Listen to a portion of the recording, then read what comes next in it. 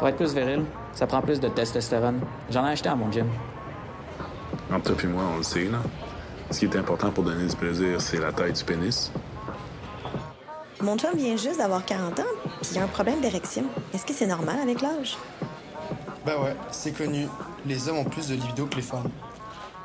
La sexualité des hommes est encore aujourd'hui l'objet d'idées préconçues. Les croyances erronées sur la taille du pénis, les problèmes érectiles et la performance sont nourris par les stéréotypes, les représentations médiatiques et la désinformation. Alors que d'autres sujets, comme les aversions sexuelles, sont trop peu discutés dans l'espace public. Mais que dit la science sur la sexualité masculine? C'est ce qu'on va explorer dans cet épisode destiné à tout le monde, quel que soit votre genre ou votre orientation.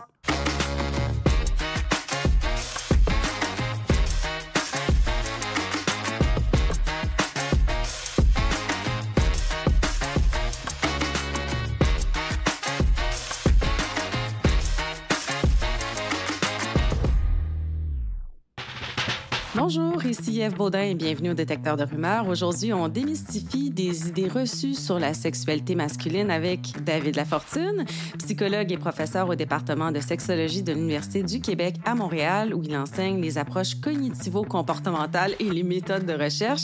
Ses travaux de recherche portent notamment sur l'aversion sexuelle, les applications de la réalité virtuelle en sexothérapie et l'évaluation des difficultés relationnelles. Je le rejoins alors qu'il est à l'étranger, donc merci d'être avec nous en virtuel, David. Je suis très, très content de discuter avec vous de sexualité. Alors, David, petite première question comme ça. Pourquoi pensez-vous que les mythes sur la sexualité masculine sont si répandus encore en 2025? C'est une excellente question et je dirais que c'est malheureusement encore très répandu. Il faut savoir que les mythes ont la vie dure parce qu'on a reçu une éducation sexuelle qui a eu tendance à renforcer certains stéréotypes sexuels, notamment des stéréotypes de genre. Ils tendent à diminuer, bien évidemment, avec l'amélioration de l'éducation à la sexualité dont bénéficient nos adolescents, les jeunes adultes, et également l'accès croissant à de la vulgarisation scientifique touchant la sexualité, qui sont maintenant accessibles via des balados, comme celui d'aujourd'hui, mais également des livres, des vidéos de vulgarisation, mais également des séries maintenant qui sont accessibles, notamment sur Netflix, en français et en anglais. Donc, on a bon espoir que ces mythes diminuent, mais il y a encore du travail à faire. Alors, dans cet épisode, on va s'amuser à déboulonner quelques-uns des mythes qui continuent de circuler malgré tout sur Internet, à travers la pornographie notamment. Et on va y aller par sujet. Donc, pour chacun, je vais lire une affirmation et David, tu vas nous résumer ce que la science en dit. Le premier sujet, c'est le désir masculin ou la libido. Vrai ou faux, les hommes ont une libido plus élevée que les femmes? Alors, c'est généralement vrai. En moyenne, c'est vrai.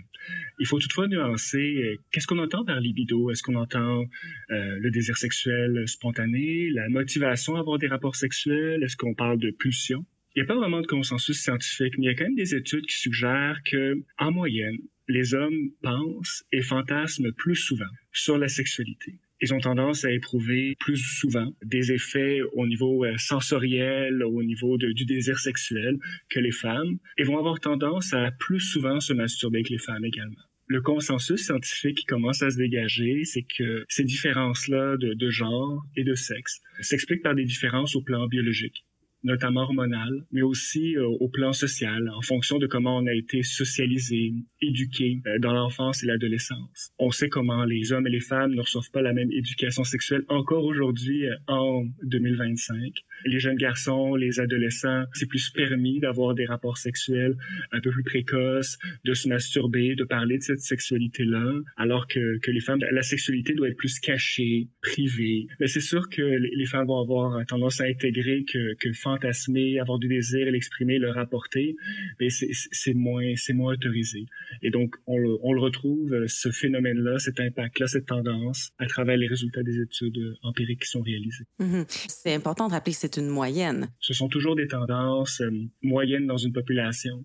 Et quand on fait des moyennes, c'est sûr qu'on va invisibiliser les personnes qui se situent aux différentes extrémités Alors, il y a des hommes, par exemple, qui vont ressentir très, très, très peu de désir sexuel, qui vont avoir un désir qui est très réactif ou circonstanciel, qui va dépendre du type de relation qu'ils ont avec leur partenaire, est-ce que leur partenaire les fait sentir en sécurité.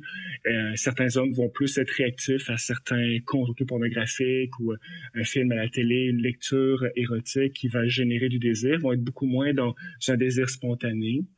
Et il y a des femmes qui, à l'autre extrémité, vont avoir tendance à avoir un désir très fort, une expression de leur sexualité qui est plus expressive que la moyenne des femmes. Et on se situe à travers tout ce spectre-là dans la normalité. Donc, en conclusion, David, on pourrait dire que les hommes ont généralement plus de désirs spontanés, si on peut dire, que les femmes, mais c'est aussi important de rappeler que c'est très variable d'un individu à l'autre, là.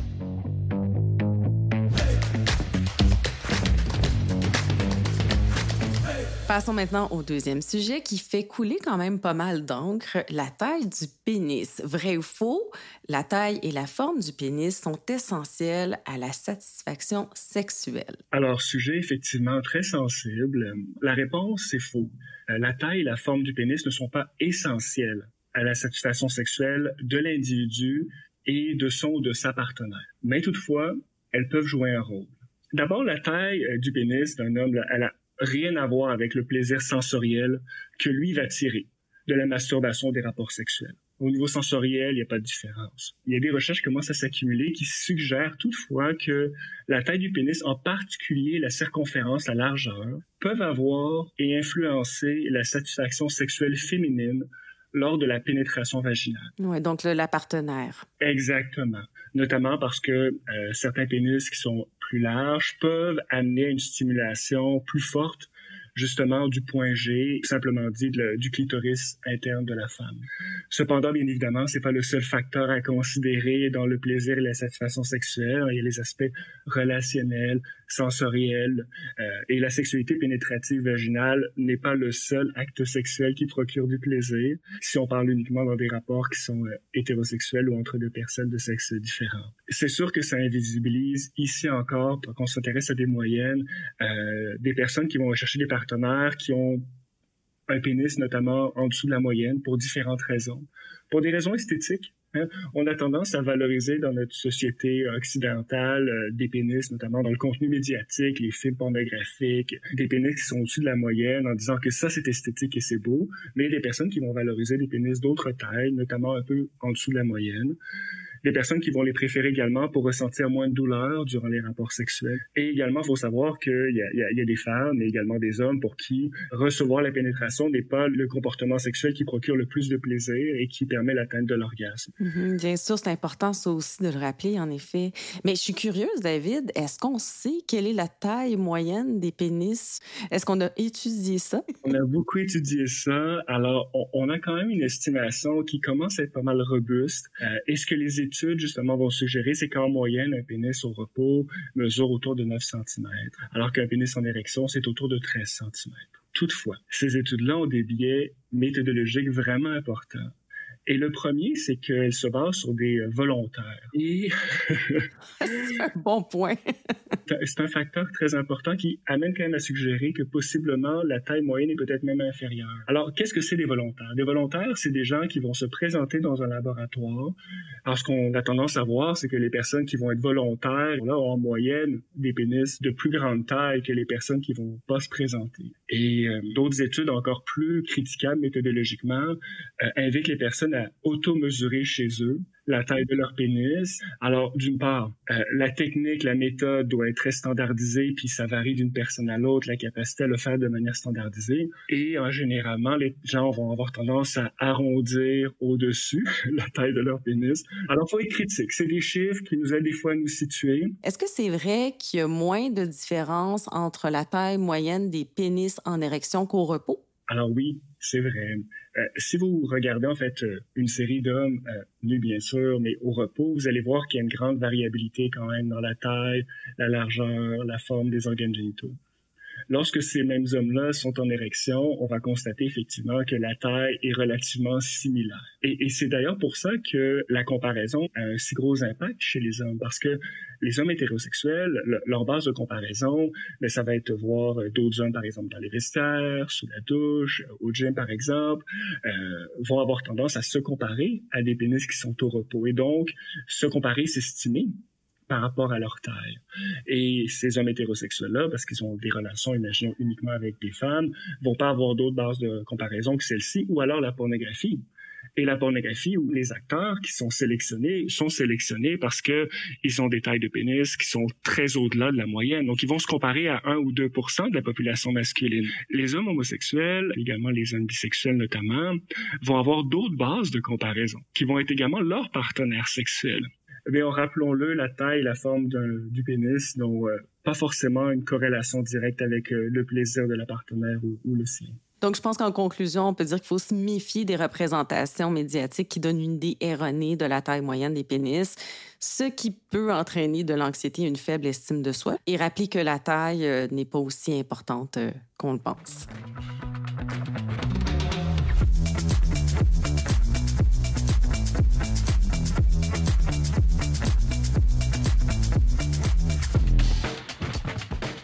Troisième sujet, l'érection, sujet important quand on parle de sexualité masculine. Alors, vrai ou faux, la sexualité masculine implique nécessairement une érection? Alors, une érection, bien évidemment, n'est pas indispensable pour vivre une sexualité épanouie, pour avoir du plaisir avec sa partenaire et même atteindre l'orgasme. Car bien sûr, la sexualité masculine, notamment, elle inclut d'autres types de pratiques sexuelles, les caresses, la communication sexuelle, l'intimité, les baisers, les massages, la masturbation, d'autres types de plaisirs sans pénétration. Alors, c'est sûr que pour une pénétration vaginale ou également anale, une rigidité pénienne suffisante va être nécessaire pour permettre de s'introduire dans sa partenaire. Mais il y a bien sûr d'autres types de pratiques sexuelles qui sont très satisfaisantes. Il faut savoir quand même que l'orgasme masculin peut être atteint sans érection, alors notamment par la stimulation d'autres zones érogènes comme le périnée ou la prostate. Mais de manière peut-être un peu plus accessible, ça peut être obtenu relativement facilement par la stimulation du gland, avec notamment des vibrateurs. Non, ça, on en parle assez peu, il me semble. Et oui, on manque beaucoup d'informations, puis on en parlera peut-être tout à l'heure si on parle de la question du vieillissement. Mais c'est sûr qu'il y a des changements physiques qui s'opèrent, notamment au niveau génital, qui rendent la sexualité différente, avec des fois certains défis, mais des défis qui sont pas sans solution. Une autre question à ce sujet, la dysfonction érectile est un problème qui touche uniquement les hommes âgés. C'est vrai ou faux? Alors, c'est faux. En fait, donc c'est plus fréquent chez les hommes plus âgés, mais elle peut survenir à tout âge. Alors, il faut juste savoir quand même que les difficultés sexuelles, ça concerne de 20 à 30% des personnes de sexe masculin, vont rapporter souffrir d'une dysfonction sexuelle dans la dernière année. Puis une dysfonction sexuelle, là, c'est pas juste « Ah, j'ai la difficulté à avoir une érection, je jouais trop rapidement dans le dernier mois ». C'est vraiment une difficulté marquée, persistante, pendant au moins 6 mois, qui me crée de la détresse. Si on revient aux troubles de l'érection, avant 40 ans, la prévalence à travers les études, c'est en dessous de 5%. Donc 5% des hommes en dessous de 40 ans vont rapporter souffrir d'un trouble de l'érection. Mais ça augmente de manière assez significative après 50 ans, puis on parle de taux de prévalence qui sont entre 15% et 34-35%. Et c'est sûr que la fonction érectile, pour des questions biologiques notamment, elle change avec l'âge. Les érections sont moins spontanées. Elles sont moins rigides, elles prennent plus de temps à arriver et peuvent nécessiter plus de stimulation directe, soit dans la masturbation ou par le ou la partenaire. Les hommes vont aussi souvent remarquer que leurs orgasmes sont moins intenses, que le volume de l'éjaculation est moins important et que ça prend plus de temps pour récupérer entre les activités sexuelles. Toutefois, même si des changements sont vraiment attendus avec l'âge, et ce qui est tout à fait normal, l'incapacité persistante à obtenir une érection doit quand même nous amener à considérer possiblement à en parler avec un professionnel de la santé, parce que c'est pas lié au processus normale de l'âge, mais souvent à des conditions médicales sous-jacentes. Comme quoi, par exemple? Certaines conditions neurologiques comme la maladie de Parkinson ou les problématiques médicales cardiovasculaires comme l'hypertension ou des maladies qu'on dit endocriniennes comme le diabète. Donc, c'est important d'aller consulter si soudainement on se met à avoir des problèmes d'érection, d'en parler avec un professionnel de la santé pour s'assurer qu'il n'y a pas un problème sous-jacent. C'est ce que je comprends. Exactement, parce qu'il y a des solutions médicales tant pour l'érection en tant que telle que les conditions médicales qui sont derrière possiblement le trouble érectile. Il y a peut-être un petit check-up à faire, comme on dit. Exact. Il y a des recherches qui suggèrent que le trouble érectile peut être un signe annonciateur d'infarctus du myocarde. Donc, ça peut être intéressant d'en parler aux médecins rapidement. Parce qu'il y a des solutions médicamenteuses, puis soit directement pour adresser les difficultés érectiles, avoir des érections plus rigides, plus satisfaisantes, mais aussi possiblement adresser le problème médical sous-jacent. Bien sûr. Donc, si je conclus, on peut dire qu'une érection n'est pas nécessairement obligatoire à une sexualité épanouie et que si vous avez quand même des problèmes érectiles soudains, c'est peut-être une bonne idée d'en parler avec un professionnel de la santé.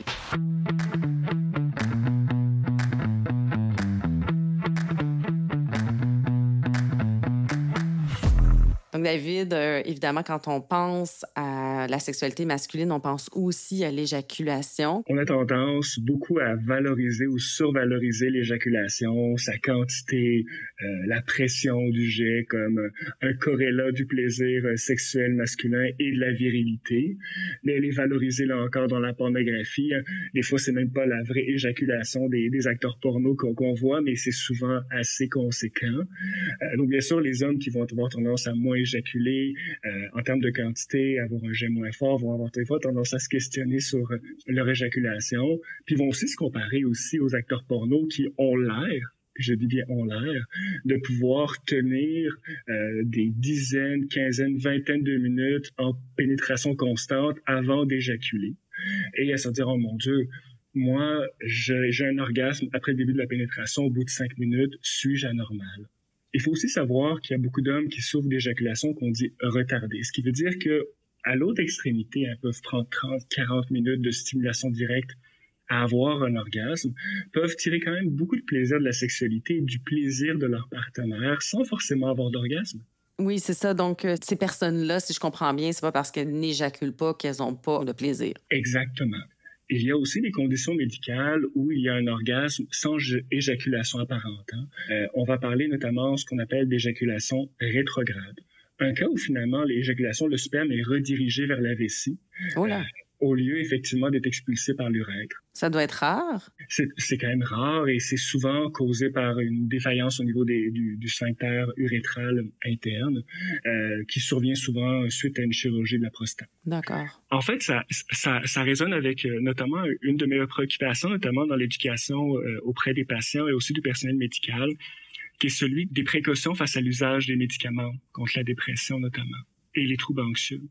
On a tendance en Amérique du Nord pour de très bonnes raisons également, à prescrire assez facilement ces classes de médicaments. Les inhibiteurs spécifiques de la recapture de la sérotonine, jugés efficaces pour certains troubles anxieux et la dépression majeure, mais ils ont un gros impact sur la fonction sexuelle.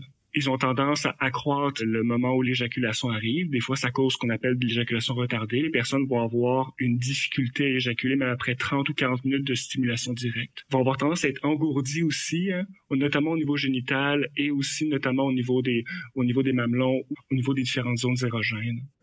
On parle très peu de dysfonctions sexuelles qui sont post-antidépresseurs et SRS. C'est une classe de syndrome qui concerne à peu près 50% en fait des personnes qui vont prendre cette classe de médicaments, qui vont vivre en fait des symptômes de difficultés sexuelles qui sont durables. Dans les études, ça va concerner jusqu'à 1 personne sur 2. Oh là, c'est beaucoup. Il faut pouvoir en discuter avec les médecins, effectivement, surtout pour les personnes pour qui la sexualité a beaucoup d'importance dans la vie. Et je ne veux pas du tout être alarmiste, mais je pense qu'il faut toujours discuter de manière critique parce qu'il y a quand même d'autres classes de médicaments qui ont moins d'effets secondaires. Donc, si jamais on souffre de dépression, et qu'on commence à avoir des problèmes d'éjaculation ou des engourdissements, des troubles érectiles, c'est important là aussi d'en parler avec le médecin. Mais je pense qu'en général, on parle jamais des effets secondaires sur la sexualité. Alors, c'est important ce rappel-là que tu viens de faire.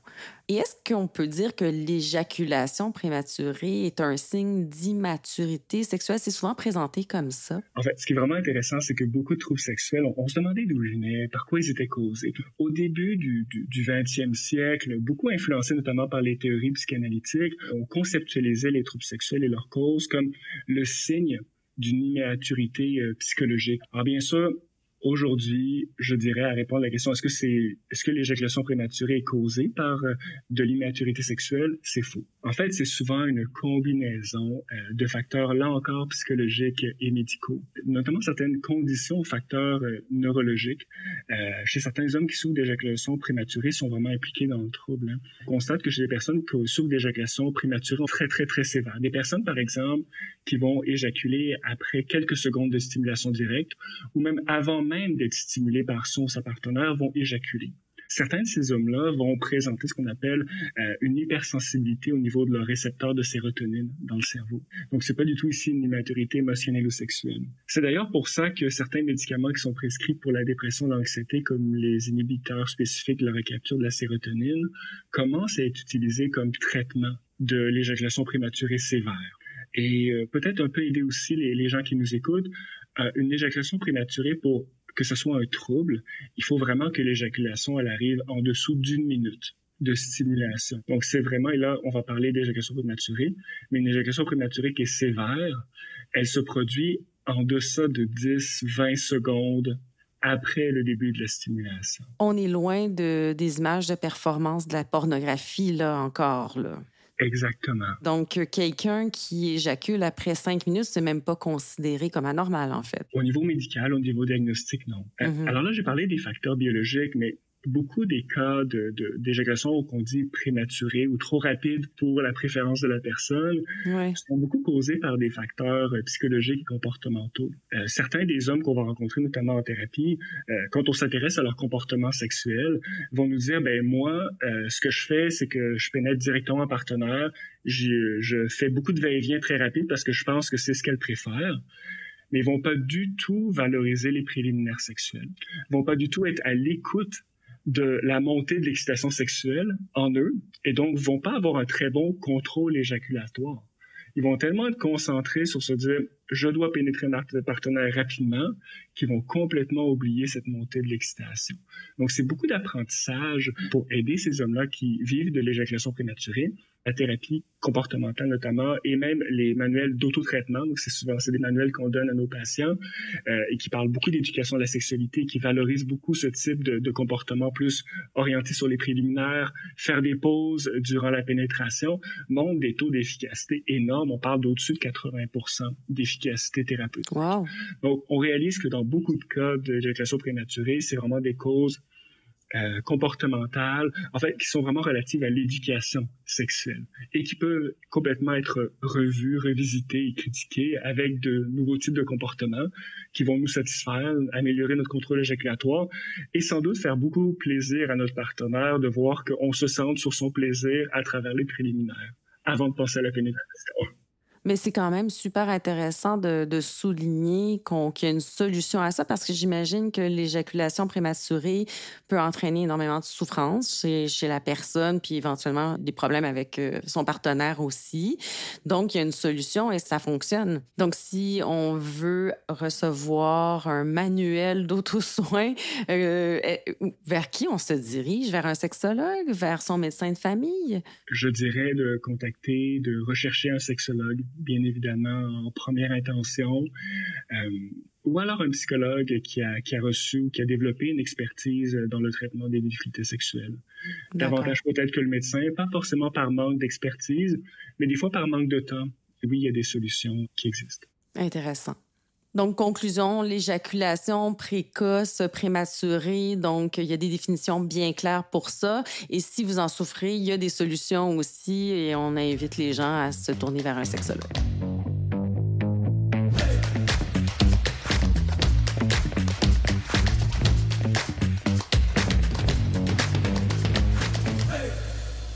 Il y a de plus en plus de contenu sur les réseaux sociaux qui recommandent de prendre de la testostérone.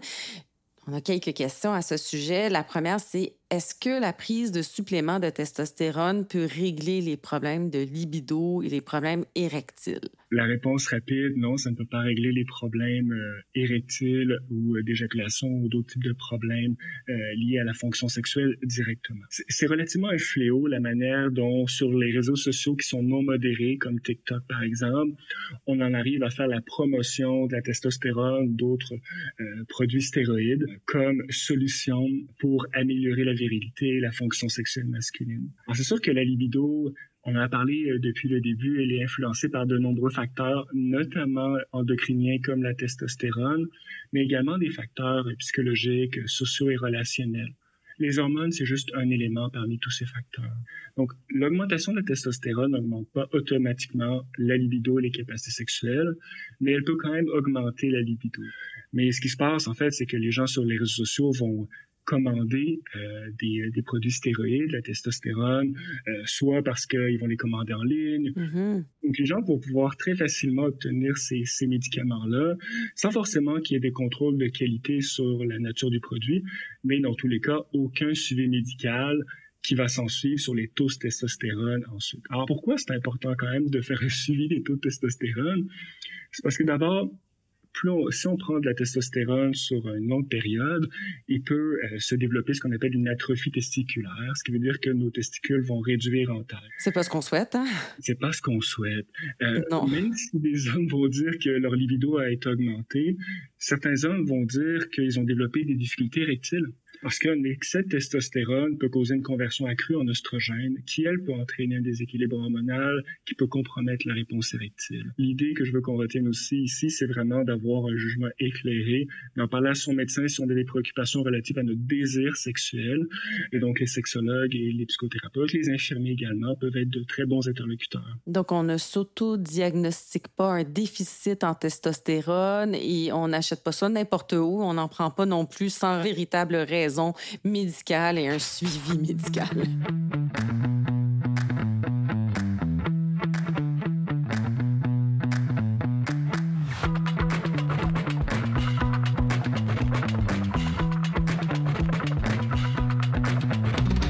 Alors, on va terminer sur la question des aversions sexuelles dont on parle assez peu. C'est ton domaine de recherche. Oui, tout à fait. L'aversion sexuelle, c'est quoi? C'est vraiment une expérience aiguë, intense de dégoût ou de peur relative à la sexualité et un évitement de la sexualité. Alors, on peut éviter ici les rapports sexuels, c'est certain, avec un ou une partenaire, mais on peut également éviter la masturbation, on peut éviter de visionner du contenu sexuel. On peut être très inconfortable avec nos amis qui parlent de sexualité. Ici, on parle d'une condition qui est durable, qui dure plusieurs mois et qui occasionne beaucoup de détresse. Et c'est pour moi très important ce critère-là de détresse et du désir des gens de retrouver une sexualité qui soit satisfaisante parce que on en parle trop peu, je pense que c'est important de les visibiliser. Il y a des personnes qui vivent avec ce qu'on appelle de l'asexualité. Ces personnes-là peuvent vivre aussi beaucoup de dégoût vis-à-vis de la sexualité, mais c'est pas forcément associé à une peur intense et une détresse intense vis-à-vis de leur sexualité. Et c'est pas associé à un désir, moi j'aimerais pouvoir retrouver une sexualité comme avant que je développe mon aversion sexuelle. Je pense que c'est quand même important de différencier les deux. On dit que l'aversion sexuelle touche à peu près 4 à 5% des hommes, 10% des femmes et jusqu'à 15-17% des personnes de la diversité sexuelle et de genre. Donc, on ne parle pas du tout d'un phénomène marginal. C'est des taux de prévalence annuels qui sont très similaires avec les troubles de l'humeur et les troubles anxieux. Donc, c'est quand même très répandu. Et c'est causé par quoi, les aversions sexuelles, généralement? Alors, c'est souvent multifactoriel, mais l'un des facteurs les plus documentés, c'est vraiment l'expérience de violences sexuelles, d'abus sexuels en enfance ou à l'âge adulte. Un facteur qui est aussi beaucoup documenté, notamment dans nos études, c'est l'anxiété de performance sexuelle. Il y a d'autres facteurs, comme notamment le fait d'être inconfortable vis-à-vis de son image corporelle, être pas en confiance face à comment notre corps est fait.